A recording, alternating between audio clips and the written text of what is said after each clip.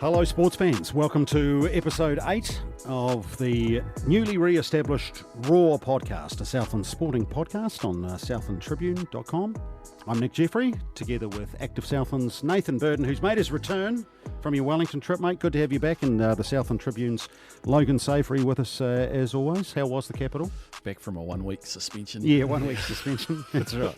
Off the bench. Yeah. It was nice. Nice to be in our nation's capital for a few days with the family. It's good. It's a good spot. Although I've come back with a theory around how I guess Wellington probably one of the underperforming sports provinces that we have in New Zealand. They should probably do a bit better than they do across the coasts. And having seen the way a lot of the houses in that middle bit of Wellington, I'm sure it's got a name, but the Central Wellington, yeah. Like you'd struggle to get a trampoline into the back of some of these places. They're packed in like sardines. So Right.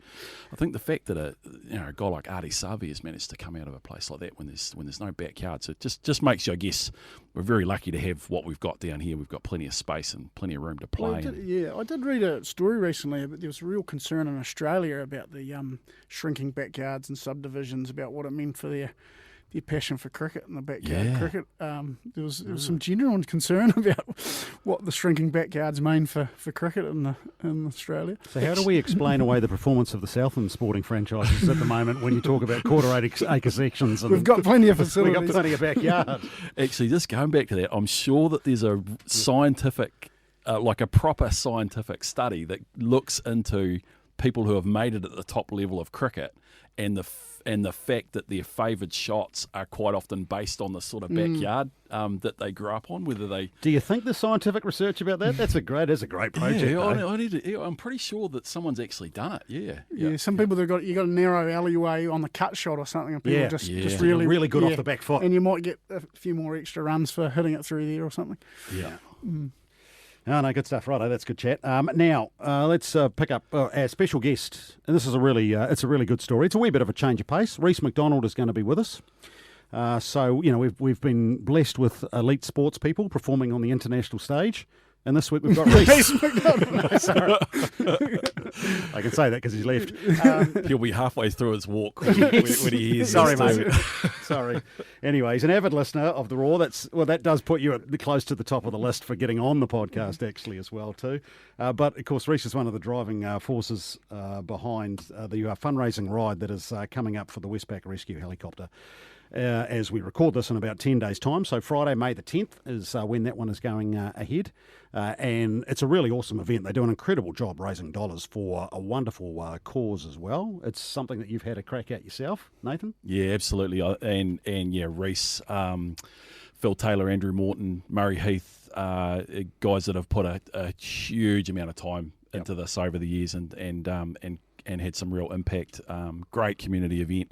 Reece, obviously being a fantastic salesman, managed to talk me into it a few years ago, out on like a 30k ride where he just spent the whole time telling me how good my legs looked and how strong I looked and how I was ready to do a Westpac. He's a good salesman. I hadn't ridden my bike for about 2 years at that stage, but he managed to, by the end of it, on a horrible cold wet day, he managed to talk me into signing up for another 250k, which ended up being a pretty good day. So yeah, he gets it done. Yeah, awesome. It's fantastic. So we're looking forward to hearing a bit more behind the scenes on that one shortly with our special guest, Reece McDonald. Let's pick through some of the sporting stories of the past week. I guess Southland Boys High School is probably one of the headliners. They're, of course, in Japan, and they're underway with their campaign at the Sanix World Youth Rugby Invitational Tournament. 2-0 up against Japanese sides as we record this. Seb, they haven't had it all their own way, though, have they? No, both games have been pretty tight. And as I've mentioned in the previous podcast, the pool games are played over 25-minute halves, which makes an interesting dynamic. But the Japanese teams, I've been quite impressed with their enthusiasm, and they're quite athletic teams that play it, like to try play at a fast pace. And Southland Boys haven't been as polished as they would have liked to be, but I guess they're building into the tournament, but it's a pretty short tournament. I think they play 5 games in the space of 8 days or something like that. So they played Sunday, had a victory there, played again on Monday, had another victory despite being down with about 10 minutes to go, and they scored a try, about 10 minutes to play. Mika Miliona kicked 2 from 2, which proved to be the difference, and they won 14-12.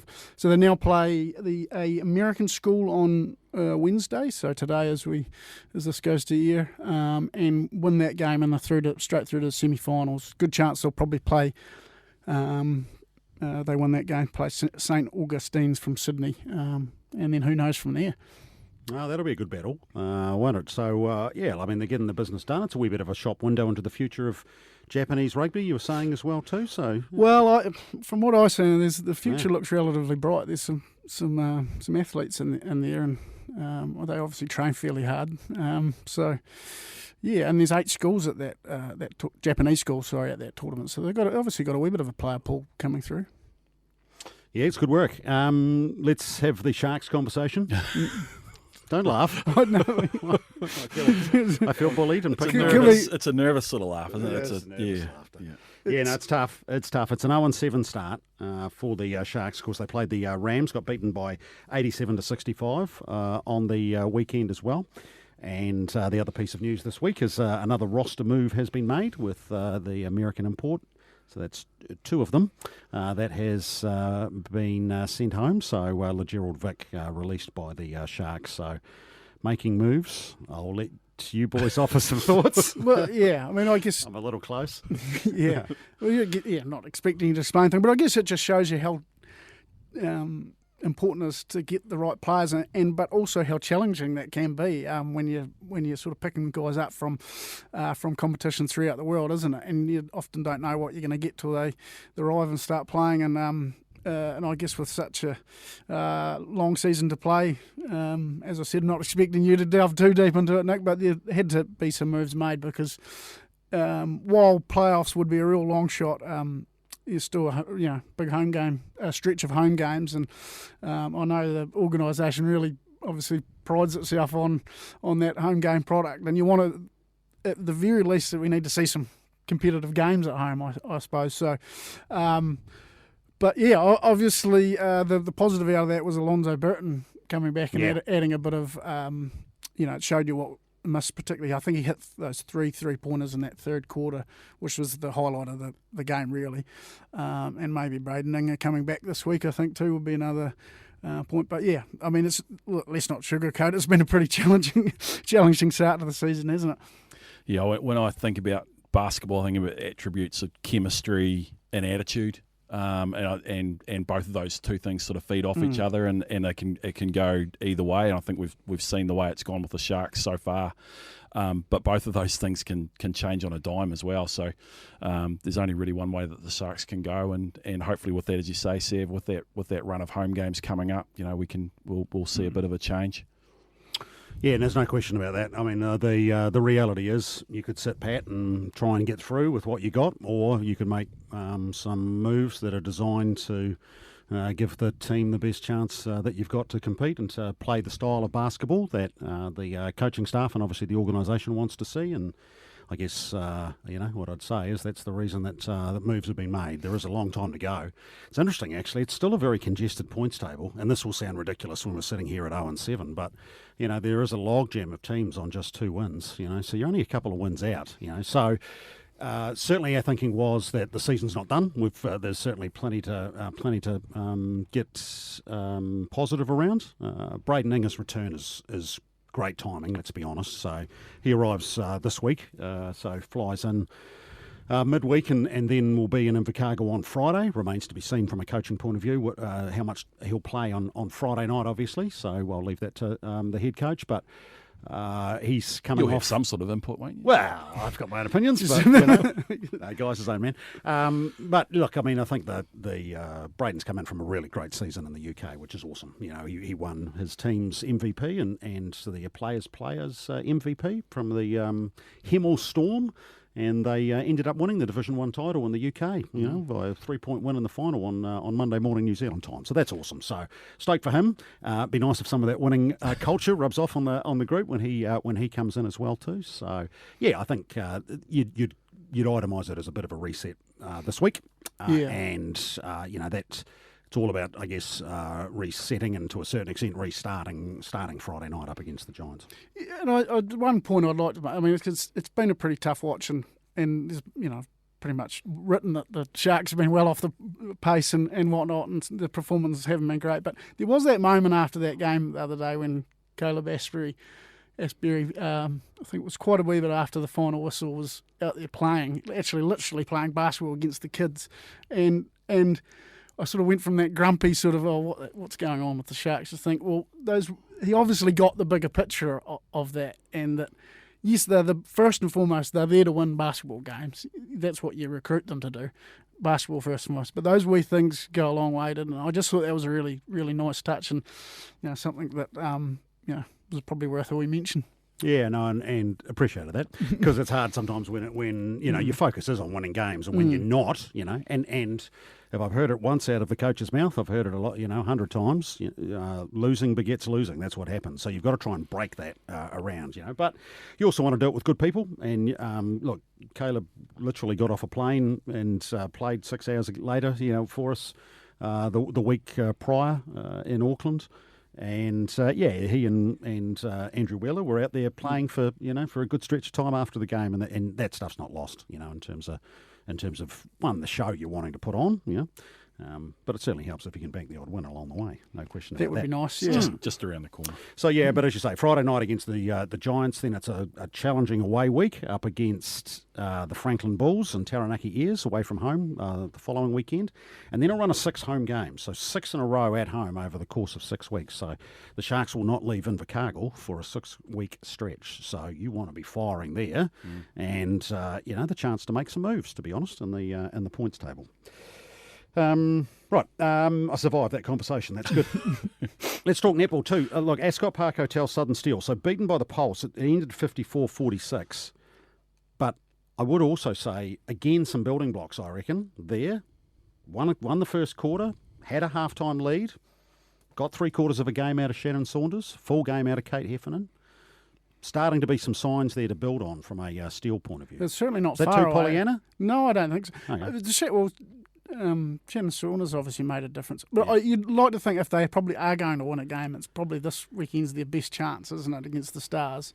But I guess on the flip side of that, while they put themselves in a position to win, they didn't win, did they? So if we're going to be brutally honest about it, they need to close out those games. But they're thereabouts and they're in the contest at least. Yeah, I was talking to someone who knows a little bit about netball this week. Her name's Wendy Frew. She was saying, put it down for a win. She's very confident that the Steel are going to get it done this week against that team. So I'd back her on pretty much anything in the netball sphere. And there were some pretty good signs. I do feel like just listening to the commentary, everyone's just willing this team to break that drought, aren't they? And once they can get everyone on the court and healthy, and obviously Shannon and her ability to play 4 quarters will be pivotal to this team.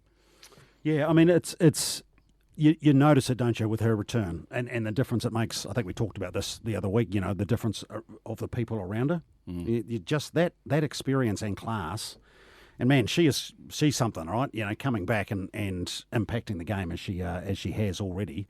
Because how do you know that when you take time off for the small thing called childbirth, and then to be able to come back like that? It's really a phenomenal athletic performance that I think we could easily gloss over, but we shouldn't. Yeah, and I think a lot of it goes back to that Southern netball style, which probably has been embedded ever since the Robin Broughton days, and maybe it even goes back further. I don't know. My knowledge doesn't go back that far, but that real patience in the midcourt, and that when it's not on, that teams that aren't afraid to sort of go back and reset, and having someone like Shannon Saunders in the middle of the court who can direct that, I think is just so pivotal to the way that we play netball. So having her there is, you really can't understate how important that is. Let's talk about a club footy. And some turnaround this. Woodlands, who conceded 78 the week prior, came out and beat the Barbars 20-13. Yeah, and still missing a host of players. Yeah. And I think, because Marty McKenzie's actually in Japan at the moment with Boys High First 15.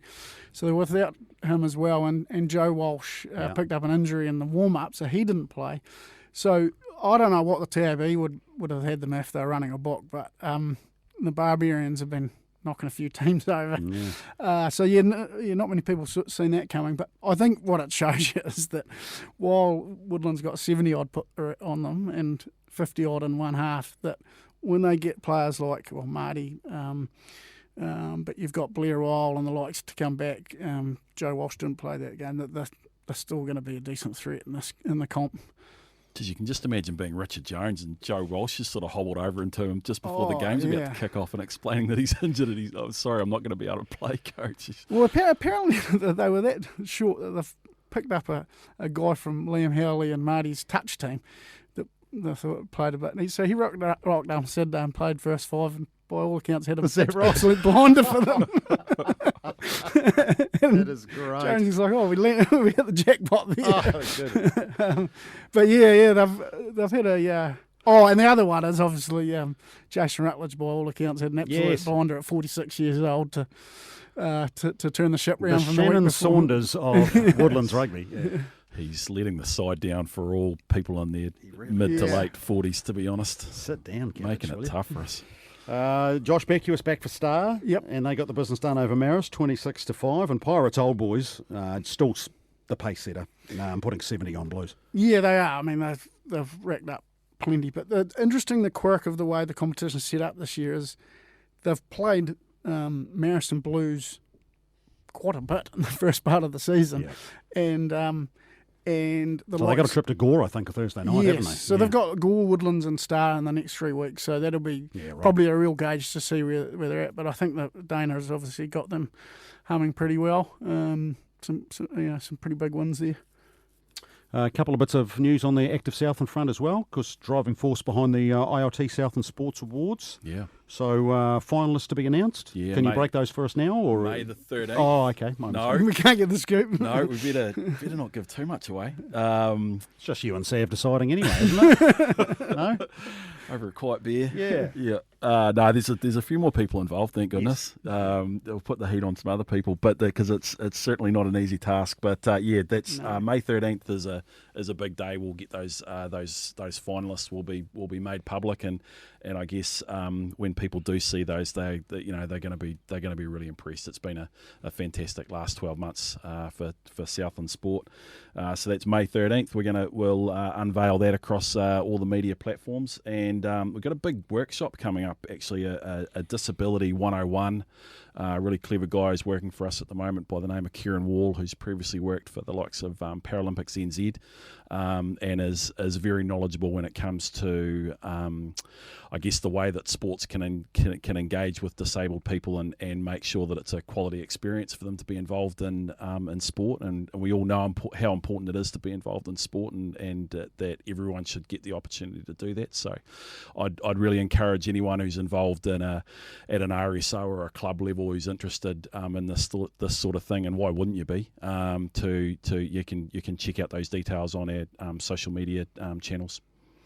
Good stuff. Actually, I should just, before we brush past the club rugby, just mention a shout out to the Riverton Rugby Club, 150 years. I mean, I did write that down. You did a really good story on Heathy, Murray Heath. Yeah, actually, whose name's going to come up in our interview as one of the forces. He's got a finger in a few pies, Heathy, but life member of the Riverton Club as well. Yeah, well, it's funny because I obviously thought I knew Heathy pretty well and rang him and he just started talking, and he's been involved in a fair bit, and particularly on the rugby front. Obviously, he's pretty well loved out at Riverton, and I know he had a big part along with the likes of Rodney Lonica and whatnot, and putting on at 150th on, which wasn't just a big weekend for the club but the town as well. And any sports club that makes, or any club in general that makes 150 years has got to be saluted. And obviously we've got another one coming up with Blues at King's birthday your old mob's weekend. got a bit of a get together at King's birthday. That was a great effort over the weekend. I've had a few reports that actually the call was going out during the week for there was a senior C's game between Blues and Riverton. Managed to dodge the bullet on that one because I've you got the invite though. Yeah, but unfortunately the boots have been thrown out. Sammy Muir did offer to try and find me a pair of size 13s from somewhere, but I've managed to avoid him up until the game was played. So yeah, well done. From what I've heard, the word was, look, you boys are all, largely in your 40s plus, just sort of, play the game in the spirit that it's intended. But I think once the first whistle went, it was all go. So I think it was a good one to miss. But well, speaking of Jonesy, obviously the Woodlands coach, he got asked to play for the Riverton team. He's out Riverton way, and he said, "Oh, I suppose so. Yeah, a bit of a run around." And he got cleaned out by Eric Tui in the first ruck, and thought, "Oh, hang on, this is what's going on here?" Yeah, I don't know if social and rugby, I don't know if those two things actually go together. Oh, that is good. Is there a return game at King's birthday? Is that what's happening? No, one and done. No, one and done. One and done. Very good. Yeah, no, and congratulations. And Central Pirates as well ticked off 75 years on the weekend as well. Yeah, absolutely. Yeah, so fantastic efforts. Righto, good stuff. So there you go. There's a bit of a trip over the past week or so. Let's get to our special guest ahead of the Westpac Rescue Helicopter fundraising ride on May the 10th from Frankton to Invercargill. It's Reece McDonald. Well, let's bring Reece McDonald into the Raw. Mate, you look ride fit. Don't let looks deceive you. No. How are you fit? So what are we? We're what, about a couple of weeks away? About 10 days, I think. Oh, okay. Yeah. No, it's actually, no, I'm going all good. Yep. I'm going all good. I've got, we're 300 k's a week sort of thing at the moment. So apart from the days where you get the puncture, then you cut the ride short and you pull out the phone, wife, come back down. Just stuck a nail in the That's right. I guess the beauty of it, after 10 years, you know where you need to be and what sort of shape you need to be in to do minimum requirements. I think that's what it's called, isn't it? Yeah. This is an awesome event though, right? So we'll get into a little bit of the background, but as you kind of reflect on what it is and obviously being one of the driving forces of it, I mean, tell us a little bit about, how important that is. Yeah. Look, it was, as we're sitting here talking, why did I do it in the first place? My good mate Nathan over here was convinced me that it was a great idea that we should ride this big distance and a cool event, and so that was really cool. So we started training. I think we went out for 3 training rides, and then he bailed on me and said, "I'm injured, can't do it." So that was my introduction, doing it on my own, and I was bloody worried about it, but carried on, did it, and probably that first year was the worst year I can recall. We went over to Goa, and I remember coming into we left Matara and down to Edendale, and as we're getting along that road there, we're on the main road. And it's getting late enough, so there's lots of traffic, and the rain starts to come in, so we all pull over. Ray Robinson, one of the original guys, he gets his jacket out first, and then everybody pulls over and gets their jackets out. And we get into Edendale School, and I'm soaked, and I'm cold, and I'm freezing, and it's just like, this is a stupid idea. So what names were you calling Nathan Burden in your head at that point? Although we probably can't say this on non-explicit we wouldn't podcast. We wouldn't really call it. I wouldn't tell you, but lots of fire trucks. Yes. Yeah. So that was so cool. But so I remember, and I'll probably get in trouble for saying it, but I left the group and started biking up Edendale Hill just to keep warm. Oh, you didn't stop? Well, I did, and then I started again and left everybody behind. Okay. So, but no, they all caught us. But that was a nightmare year too, because we sort of, as we're getting back into Invercargill, it's getting on to 4:30, and all you guys from the Freezing Works and Daikin and all those places in Gore, they're all coming home, and here's all these cyclists get up, can see why some people don't like mammals. Middle-aged men in lycra, just to do the definition there. Yeah. So tell us a little bit about the format, like in terms of what this year, numbers involved, number of kilometres, route. What are we talking? So 94 riders this year, which is pretty cool. We actually made it to 100, and then, as per what normally happens is you get injuries, things change, circumstances change, and so that's just what it is. So we're sitting on 94 riders as of today, and so every year there's only one way out of Frankton down to Invercargill, and it's straight down sort of Lumsden, unless you turn off at 5 Rivers. That's an option, but no, this year is probably concentrated a little bit more on the schools. We really want to, that's one of the coolest parts, is like we turn up to schools and you got these kids and they're doing waiatas and hakas and are really receptive to what's going on. And that's, you see all the riders and they really appreciate it. They're putting in effort, but what the schools do is truly amazing. So we'll come down and we'll end up turning off before Lumsden, and we're heading down to Dipton. Be our first school, because we're a bit too early to Garston. The kids haven't arrived, so we sort of can't catch them. I don't want them to get out of bed too early. And then we'll go across to Lumsden, Lime Hills for lunch. So it's really cool. So got the buy-in from the chopper, which is awesome. Mm-hmm. So the rescue chopper comes in and it will land for lunch. And so that's those schools really, if you're the lucky school to get the chopper, that is super cool. So it comes in and the kids all get round in photos and get to climb through it and see what's going on.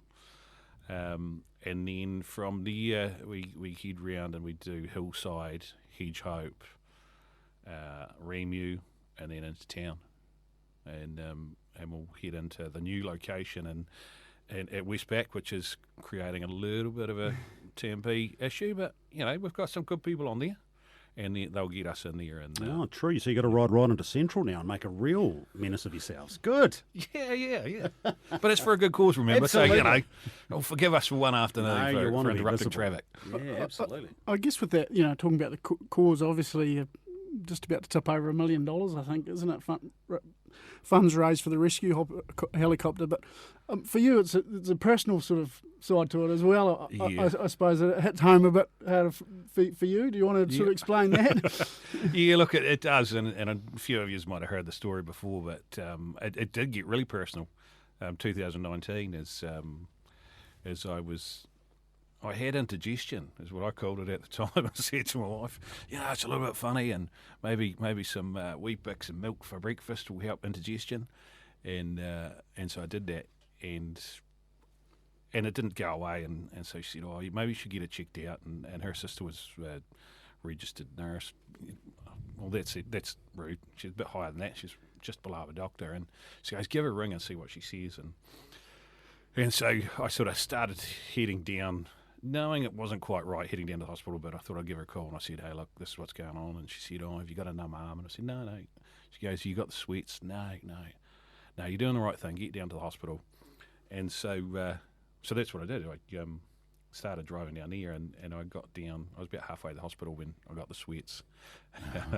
And I started to go, I'm losing feeling on my arm. And so it turns out that I was having a heart attack. So that's not the nicest feeling when you know what's going on, and so but some really cool people involved, and really, really pleased about that. So the doctor's surgery that I went to, that's as far as I got there, and then they called the ambulance. The ambulance got me to the hospital, and then the people in the emergency room down at Kew, they were really cool and calming, and it was a terrible experience. And I guess you don't forget it's your partner as well. Have my wife watching all this going on, and she's thinking the worst. Mm-hmm. And then, so Q knew pretty much straight away what was going on. They said, look, we've got to get you to Dunedin. And so probably 7:30, I was driving to the hospital, and I think I was in Dunedin by 10:30 having my surgery or, getting my stents put in. So, but the chopper guys were awesome. The people in there, we had a good old laugh. I was complaining about the sights. Couldn't see much out the window. Well, I assume your name dropped and asked for business class, given the involvement you've had in this. There was no coffee. No. There was no bloody coffee. Don't know if that's good for your heart rate, would it be? But yeah, so that was so. Of course, I'd done it for a few years, and then using the chopper was pretty cool. And well, I don't know if that's ideal, but sure. I'm paid for my ride in a way. Yeah, that's right. And so I was so determined though. So into Dunedin, I felt good. I was there for a couple of days, and I remember meeting with the cardiologist, and I said, "Hey, look, you've got this ride coming up in 6 weeks. What do you think?" And he goes, "Give him a heart attack. If you think you're all right, go for it." And so that was 6 weeks later, I did it. Is that right? Yeah. and I did feel good. I mean, I struggled a little bit. There was a couple of boys that gave me the hand of God and pushed me up a couple of hills. So the chopper was on hand. That's right. So as I said, turns up at lunchtime, check on me. And yeah, so did it that year. It was the following year that I didn't do it. I had probably 12 months where I was sort of trying to sort myself out. Yeah. But come back and been involved ever since, except for COVID. Yeah, right. So this number, what number is it? 13, did you say? So it's number 13 for the ride and 10 for me. Yeah. So number 10 for you. There is one man who has done or is about to do all 13, right? Yeah. So local hero Phil Taylor from Westpac. He's Former Southland winger. yeah. Athlete. Absolutely. Yeah, and so he's done every one. So he recalls the story of his first ride, and they come from Balclutha to Invercargill, 150, 160 k's, and he said I think it was about 30 or 40 k's out, and they tipped off their bikes. They had a wee accident, and only 5 riders. Geez, try it with 90. Yeah, but he said no health and safety so much then, and. Come off the bike, taped it up with a bag of black tape, and away you go again. True Southern stag style. that's good stuff. That is good stuff. And now, Nathan, you've done. How many have you done? I've done 2.5. 2.5. 2.5. Okay. Yeah. Yeah. Well, I snuck in 3/4 of one. I didn't know most of one I early. watched them arrive at Westpac once. You can see. Twice, But actually. I tell you what, I very nearly didn't make it through that first one because much like Reece, we got to Lumsden and I remember just thinking this is not because the biggest training ride I'd done was about 80k. I'd probably left myself a little bit underprepared to be fair. And James Jubb and I thought, oh, let's try and sneak away at Lumsden and try and get over the Josephals, and then we won't get dropped as badly. And I remember like going over the Josephals, and then just seeing everyone in the distance come flying up behind us, and then we got smashed. Get down over the other side, riding on my own. In those days, it was a bit less organised than it is now. A little bit of motor pacing behind a car, but I'd had enough, to be honest. And I thought once I get to Dipton, I'm just gonna. I've had a big day. I'm gonna take a break. I'm gonna hop in a car and just get a wee trip into town. I think that'll do me. Lo and behold, get into Dipton, and everyone had sat up and waited. And I was just fuming about the fact that I had to carry on. But You've got no idea how similar this is to my experience. Yeah. Although mine wasn't at Dipton, mine was at Kingston. Honestly, I'll give you the tip. Do you have any idea how up and down that devil's staircase is? I had absolutely no idea. I think it was actually you, me, and former radio announcer, now real estate mogul James McRoby, who were immediately dropped, and immediately the three of us were out the back. And to be fair, you two were sitting up to actually try and wait for me. And honestly, I had there been no one, I would have got in the car at Kingston. Yes. Because I rolled in there and the same deal. They're all sitting waiting. So horrendous. So off we go, and then I'm crawling up the jollies, and it's spending a lot of time with your own company out the back by myself. And got into Lumsden, so knocked over 100 k's. It's pretty much bang on smack on 100 k's, to get to Lumsden. I was happy with that. Brought a hundy up. And thought to myself, I just felt sorry for the poor tail end Charlie from Westpac who was in the car behind me, just crawling along at like 15 kilometres an hour behind me. I thought, look, I've got to give her a break. Jumped in the car, got over the Josephville Hill, and then I think from memory I got back out at Centre Bush and just rode the last 50 k's in. So I think I did 150 of about the 190 k's, which was enough because I was severely underdone as well. That's good effort, though. Obviously, a certain Richie McCaw did it last year, and we all know what sort of motor he's got on the rugby field. But you don't have to go from our stories to Richie McCaw's stories, Sam. Well, I like the way you're thinking of Richie. Yeah. It's probably the only time we've been in the same sentence. To be fair. But I hear from a few people that he might have had to be told to calm down a bit. He just sort of took off there for a bit. Look, it is a little bit like that because you got the Yvette's growing legs and it's massive now, and so you got people that want to do it, and of course Richard's come back for a second year, so he must have fun. Well, I was going to say that is an awesome endorsement in what the day you put on. To be fair, isn't it? Yeah. So yes, he was told to calm down a bit, but everybody's told at some stage, calm down, get in line. So who actually patrols the peloton there? Who's actually had to tell Richie to calm down? The All Black captain to sit down. I'm just not entirely sure who told him last year. That's a tough conversation. I know Phil sort of he raised his voice a couple of times, and I've been known to raise my voice. I've heard World Masters champion Erin Cridlington's very good at keeping everyone in line. Yeah, she is actually. Yes, she is really good, and she's been the grumpy connoisseur voice coming out. That's right. So I don't get near that though. I'm Charlie and Charlie, so I look after you, Nick. When you come back, mate, you and I could ride together. I appreciate that. But Yeah, it's funny. Richie come back as an awesome endorsement of Yeah, the whole thing. absolutely. Of if we don't lose sight of what we're about, which is the fundraising, but such an amazing day and camaraderie, and I've made some amazing friends over the years doing the ride. That you stuck with them for 8 or 9 hours. You have to talk to me, but you're also talking to like 90 other people, and everybody's got a cool story or some sort of relationship to the ride with the helicopter. And this year there's 2 of the guys that have supported for a long time. Both used it this year. Oh wow! In the last 6 months. Yeah, right. One of the guys registered. He flicked me an email and said, I'm just using the chopper now. And this was like 2 or 3 months ago, and it's like, you're meant to be training to ride, and here you are flying the helicopter to Dunedin because you needed it.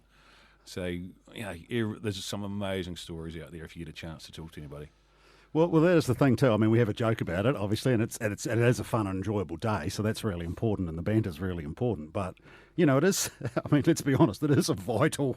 I don't need to convince you, but it is a vital service and cause, because there's a phenomenal amount of fundraising just generally across the year that needs to be done to keep the thing going, right? Yeah, well, like as we talked about, $1 million this year is pretty awesome, and it comes from our community, which is cool. But we're really lucky, and kudos to Phil, actually. Kudos to Phil and what he's done, because for the first sort of 5 years that I was involved, it was really a Southland thing, and Phil and I and Tui and Murray Heath, all Westpac people, but they've retired but stuck around. Phil hasn't, but the other 2 have. But they've stuck around and been part of the ride.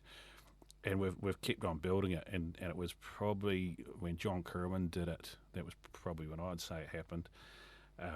The Westpac executive team got involved a little bit more. They knew it was going on and supported it.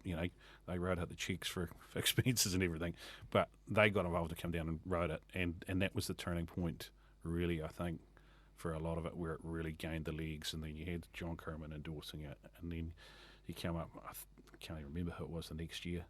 And then you get, those boys from last year of Jimmy, which was awesome, and he should be back, and I'm calling him out if he's listening.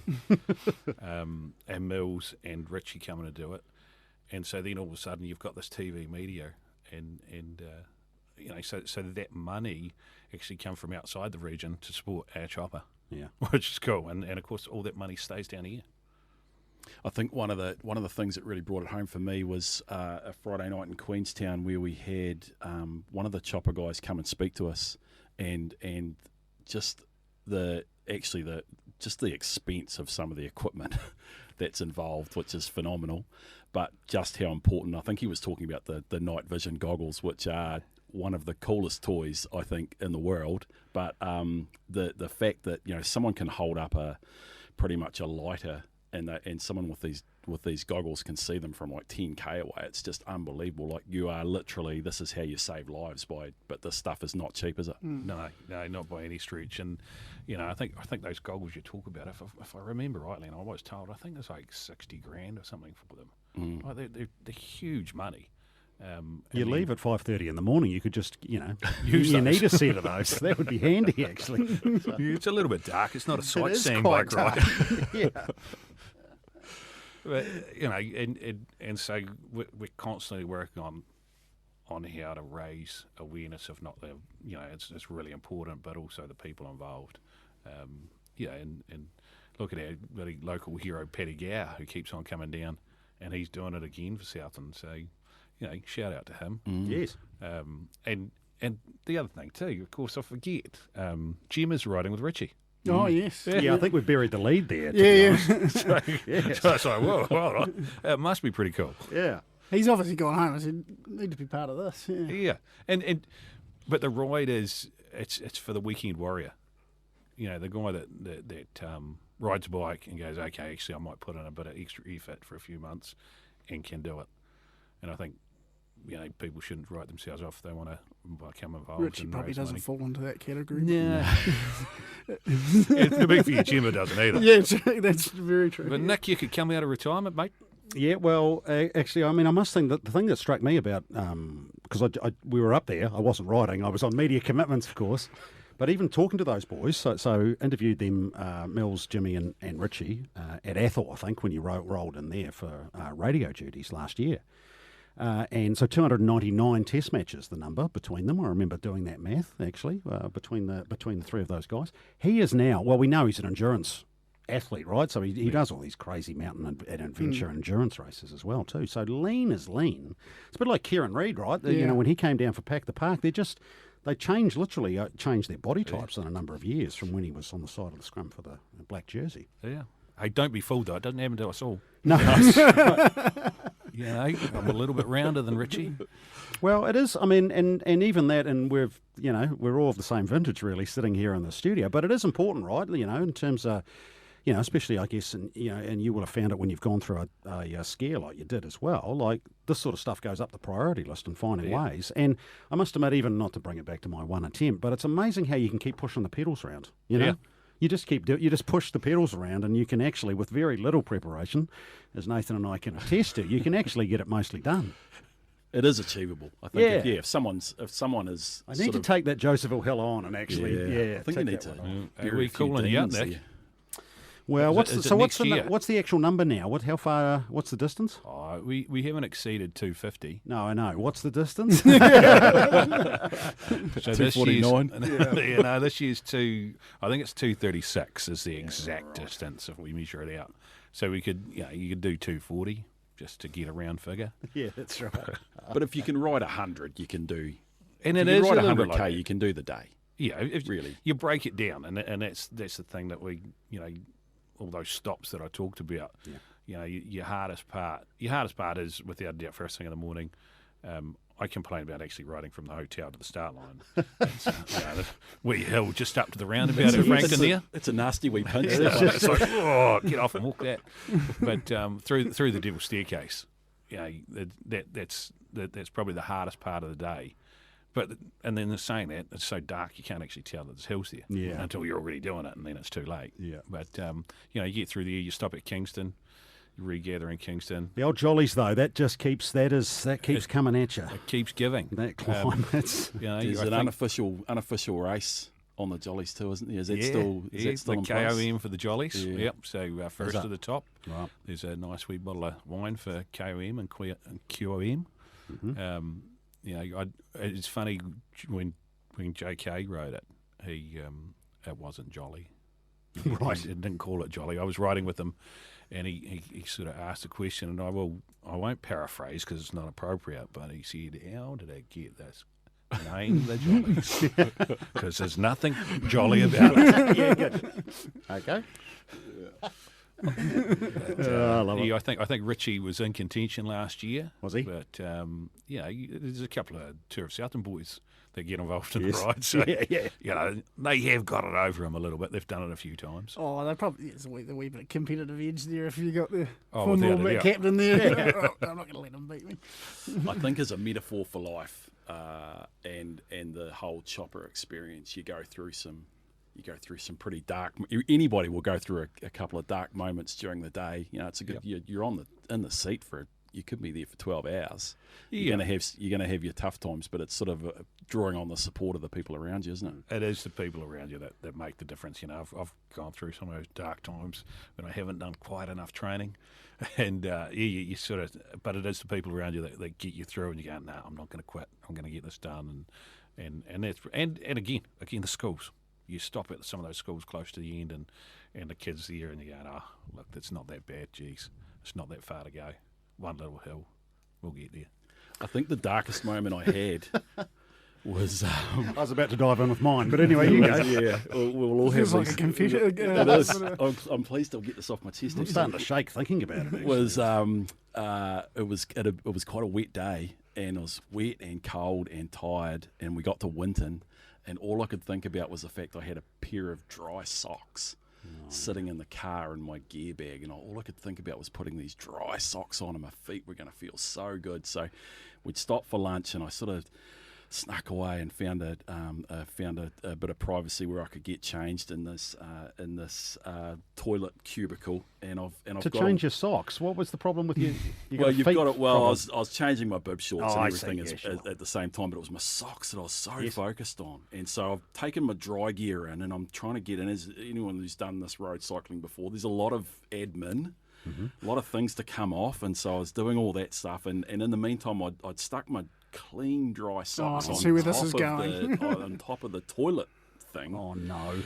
So here I am. I go, get all sorted. I go to reach for them, and just I can picture it right now, and just somehow manage to knock them directly into the toilet, and there ended my whole dream of clean dry socks. I just had How long did you stand there staring at them? quite a long time. Yeah. Actually. Were they clean still, though, I hope? Well, no, I ditched them, to be honest, and I just stuck with what I had. Oh, I can just hear the pain in your voice as you retell that story. It's one of the darkest moments I've had on a bike, and it had nothing to do with the bike. I remember at this time, and this is why I was sort of peer pressured into it, because I at the time was the chief executive of Cycling Southland, which so you sort of had to turn up.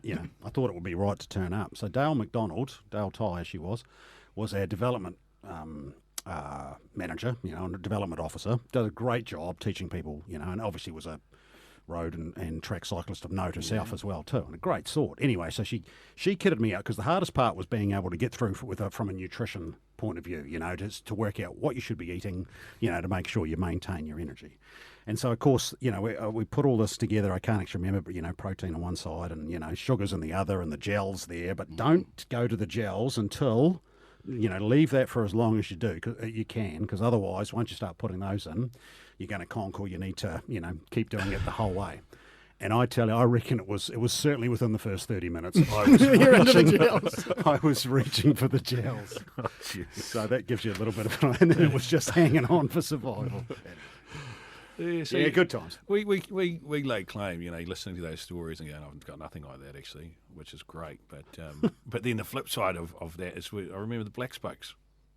Why didn't I remember the Black Spokes have done this right? Yeah, right. And what Phil and I will lay claim to is the success from those guys. So after they did our chopper ride with us, Aaron Gate, look at what he's doing now. Yeah, great. Hellberg winner for sportsman of the year. So there you go. Laid the platform. Yeah, and was it guy Campbell Stewart? Yes. Yep. He's gone on to do great things. So we've really helped these athletes along. You have launched the New Zealand track program to its next, from its next era. I think Gatey meant to mention you in his Hellberg speech, but obviously it's so many. They've only got only a such short amount of time, mate. Yeah. Started playing the music he had to get on.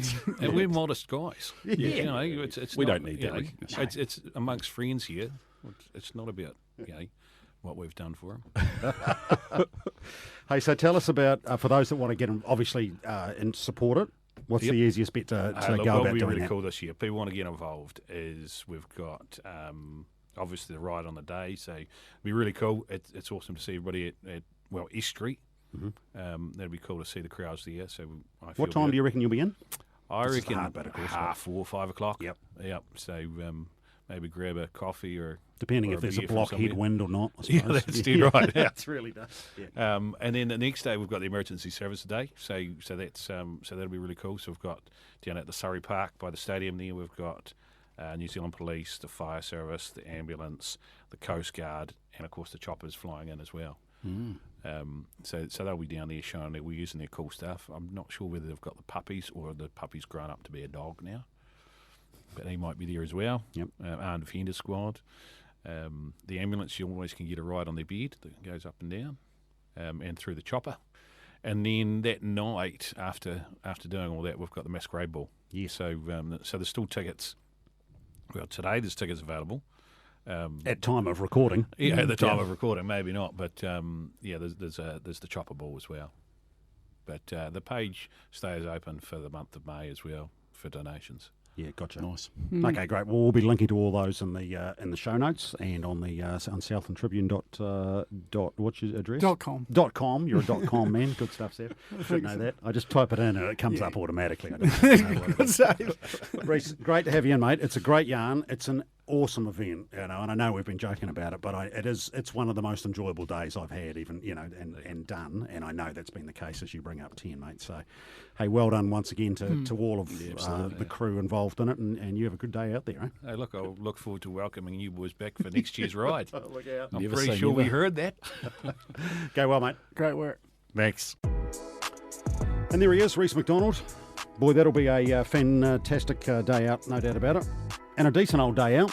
So they get going, at 5:30 in the morning, I think they leave Frankton.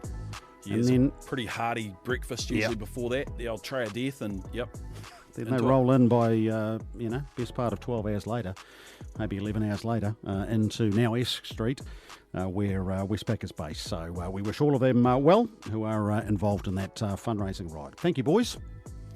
Thank you, mate. No, You've got to go and blow thanks. the whistle at something, surely, do you? Hey? You got to blow. Yeah, no, I've got a refereeing appointment, so we're going to wrap this up very quickly. Time's got away on us. Righto, we'll let you get to the court. Get to it. Righto. We'll catch you next week, eh?